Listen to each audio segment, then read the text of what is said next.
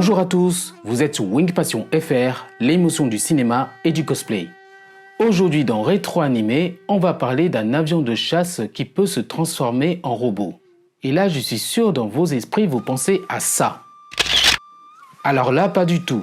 Ce que je vais vous parler, c'est un film d'animation japonaise qui restera pour moi un chef-d'œuvre. La musique de ce film est extraordinaire, la réalisation est magnifique et les scènes de combat sont géniaux. Ce film a été diffusé sur Canal+ dans une émission qui s'appelait Manga Manga. Et cet animé, ça s'appelle Macross Plus. Vous êtes prêts à décoller? C'est parti pour parler du film d'animation Macross Plus.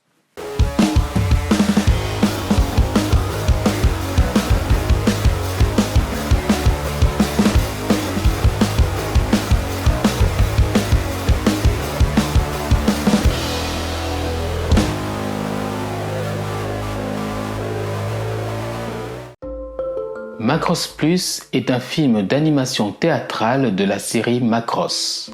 C'était la première suite de la série télévisée originale Macross qui a eu lieu dans la chronologie officielle. Le mot plus était une combinaison révolutionnaire de celle traditionnelle et d'animation générée par ordinateur au moment de sa sortie, ouvrant la voie à l'incorporation de plus d'images générées par ordinateur dans l'animation japonaise. 3 décennies après la Grande Guerre entre les humains et les Entradiens, en janvier 2040, le gouvernement de l'ONU développe de nouvelles technologies à utiliser dans leur avion de combat en effectuant des tests sur la planète colonie Eden.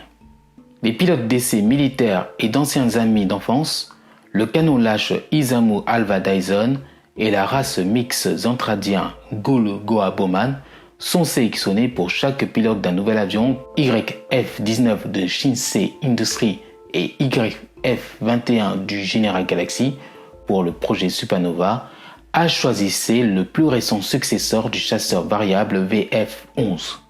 Thunderbolt, qui est actuellement encore utilisé par l'Union Space Force armée. Leurs propres rancunes personnelles finissent par perturber les tests et commencent à faire des ravages sur le programme. Leur rivalité se réchauffe lorsqu'un ami commun, Myung Fanlong, se présente. Myung était un ami d'enfance des 2 pilotes, mais tous les 3 se sont disputés et se sont rapidement séparés.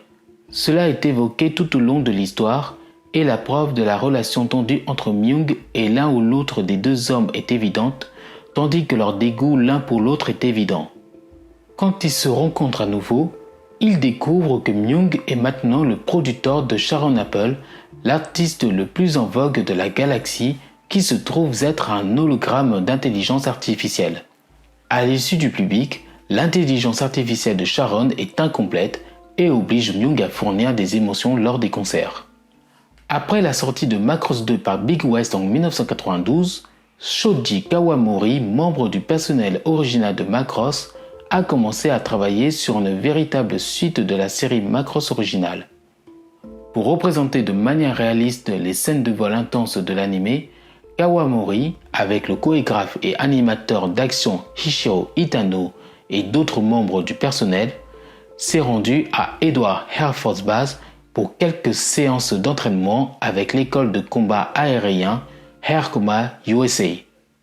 La série a été dirigée par Shinichiro Watanabe avec des dessins de personnages de Masayoki et une direction d'animation par Koji Morimoto qui a conçu la scène de concert de Sharon Apple. Soji Kawamori a conçu tous les nouveaux combattants variables de l'anime. Kazutaka Miyatake a été crédité pour l'utilisation de ses conceptions précédentes pour le Macross et le Destroy Monster, et il a également été impliqué dans le projet en tant que concepteur de mecha pour le cockpit YF-21, les combinaisons de vol YF-21 et YF-19, le X-9 chasseur de drones fantôme et les combinaisons de combat renégats Zantradien. Macross Plus est sorti pour la première fois au Japon au format VHS et Laserdisc par Bandai Visual. Manga Entertainment a sorti la série au format VHS et Laserdisc en Europe et en tant que premier titre sur le marché nord-américain. La série a été doublée en anglais également, publiée dans un format pour Windows 3.1 par Windows 95 à base PC. En 1999, Manga Entertainment a sorti Macross Plus au format DVD avec 2 épisodes par disque. Les ventes du disque 2 de la série ont été infectées par une erreur de synchronisation des sous-titres qui a été corrigée lors des réimpressions ultérieures. Une version de Macross Plus Movie Edition ne contenant que des sous-titres est sortie sur VHS aux États-Unis via Manga Entertainment avec une sortie sur DVD en 2000. La version DVD est un transfert direct de la version VHS, ce qui fait que les sous-titres font partie des images lui-même, de sorte qu'ils ne peuvent pas être désactivés. Il n'y a pas de doublage en anglais pour la version film.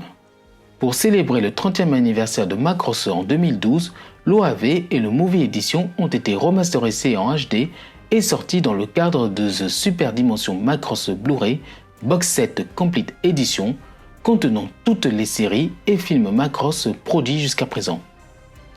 Un Blu-ray distinct de l'OAV et de l'édition Movie est sorti début 2013 sous le nom de Macross Plus Complete Blu-ray Box. Les 2 versions d'OAV présentaient les doublages anglais de la version internationale comme piste de langue, l'épisode 4 utilisant le plus récent dub Bandai tout en conservant les doublages manga originaux pour les 3 premiers épisodes. Ces 2 versions Blu-ray ne sont disponibles qu'au Japon. Et voilà, c'est tout ce que j'ai à vous dire sur le film d'animation Macross Plus. Si vous avez aimé cette vidéo, n'hésitez pas à mettre un pouce bleu, vous pouvez laisser un commentaire ou la partager. Merci d'avoir regardé cette vidéo et je vous dis